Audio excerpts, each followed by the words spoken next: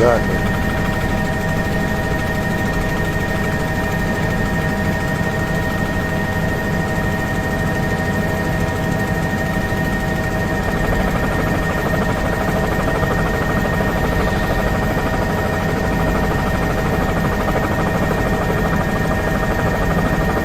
Side there, it looks as though that they may be using dummy bullets. There goes the dog.